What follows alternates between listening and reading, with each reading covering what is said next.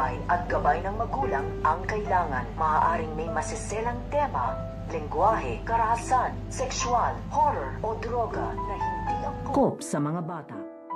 May mangyayari nga ba dito nga kay Para at dito nga kay Darius, at kung mapipigilan nga ba dito nga ni Darius ang pang-aakit nito nga ni Para, dahil kinabukasan nga ay nakakita nga dito ito nga si Lucy ng isang red na panty. Ay nagtataka nga dito ito nga si Lucy dahil wala naman daw sa ditong red na panty.